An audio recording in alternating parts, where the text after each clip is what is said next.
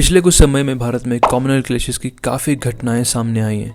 हालांकि ये फिनोमेना नया नहीं है, इसकी जड़ें हमारे इतिहास में भी फैली हुई हैं।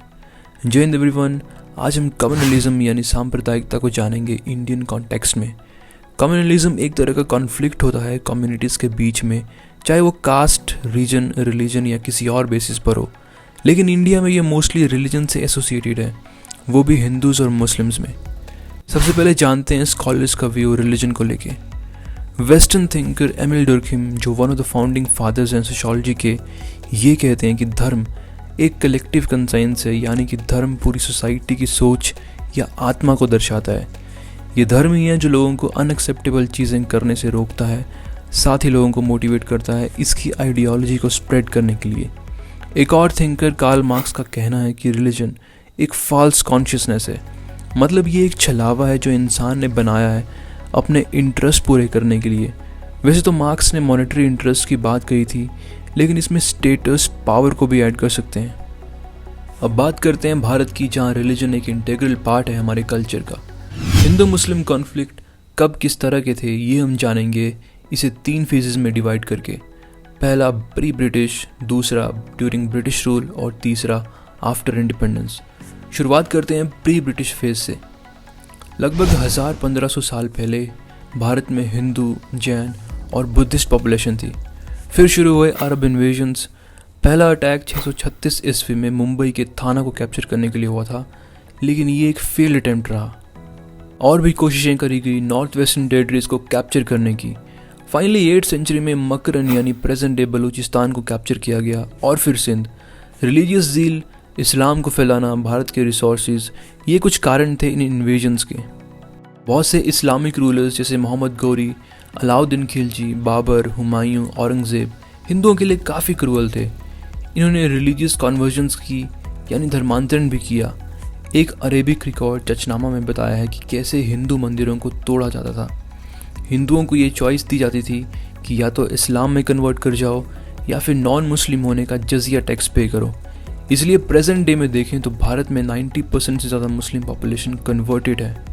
फंडामेंटलिस्ट लीडर्स भारत को दारुल हर्ब कहते थे, मतलब लैंड ऑफ काफिर्स, और इसे दारुल इस्लाम यानी लैंड ऑफ इस्लाम बनाने की बात करते थे। लेकिन इस सब के बीच आम जनता के रिलेशंस काफ़ी अच्छे थे, दोनों कम्युनिटीज साथ में रहती थी। अब जानते हैं ब्रिटिश रूल में माहौल कैसा था। 1857 तक ब्रिटिशर्स ने रिलीजियस लाइंस पे कोई ऐसा डिवीज़न नहीं किया, वो दोनों कम्युनिटीज़ को बराबर ही देखते थे। लेकिन 1857 के रिवॉल्ट में दिखी हिंदू मुस्लिम यूनिटी ने उन्हें ये रियलाइज़ करवाया कि अगर रूल करना है तो डिवाइड करना पड़ेगा, और इसी के तहत उन्होंने अडॉप्ट की डिवाइड एंड रूल की पॉलिसी। 1870-80 तक ब्रिटिशर्स ने मुस्लिम के साथ बहुत डिस्क्रिमिनेट किया, लेकिन जब उन्होंने देखा कि इंडियन नेशनल कांग्रेस लोगों में पॉलिटिकल अवेयरनेस लाने की कोशिश कर रही है, तो उन्होंने मुस्लिम्स को भड़काना शुरू किया।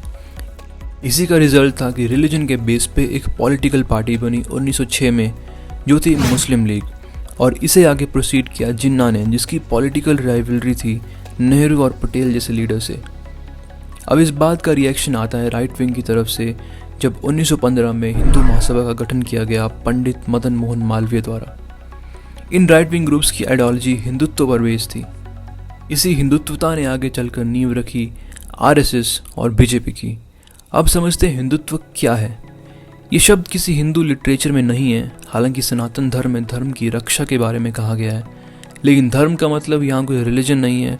धर्म से मतलब है जस्टिस, बुराई के अगेंस्ट आवाज़ उठाना। हिंदुत्व शब्द दिया गया विनायक दामोदर सावरकर के द्वारा, जिसको कुछ ऐसे डिफाइन किया गया: हिंदुओं को पॉलिटिकल रिप्रेजेंट करना है, अखंड भारत, बर्मा से लेके अफगानिस्तान तक, एंशिएंट इंडियन कल्चर को प्रिजर्व करना, क्रिश्चियन मिशनरीज और इस्लामिक ऑर्थोडॉक्सी को काउंटर करना।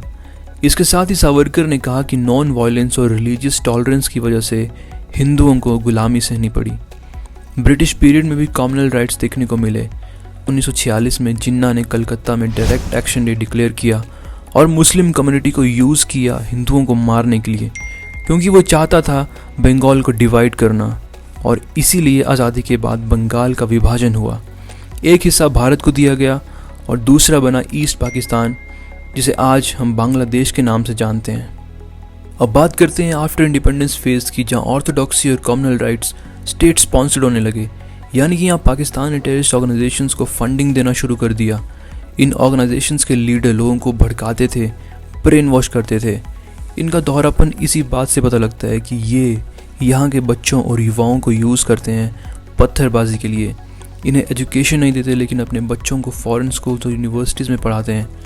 तहरीक हुर्रियत एक टेररिस्ट ऑर्गेनाइजेशन जिसके प्रेसिडेंट का नाम है अशरफ सराई, उसके दोनों बेटे सऊदी अरेबिया में सेटल्ड हैं। सबके रिएक्शन में राइट विंग एलिमेंट्स काफ़ी इमर्ज हुए। बीजेपी एज अ पार्टी 2014 में सत्ता में आई ड्यू टू हिंदुत्व पॉलिटिक्स। उन्होंने हिंदुओं को कन्विंस किया कि वो अपने ही देश में सुरक्षित नहीं हैं। कांग्रेस को एंटी हिंदू शो किया और नरेंद्र मोदी को सेवियर ऑफ हिंदुइज्म की तरह प्रेजेंट किया। अब बात करते हैं हाल ही में हुई दिल्ली हिंसा की।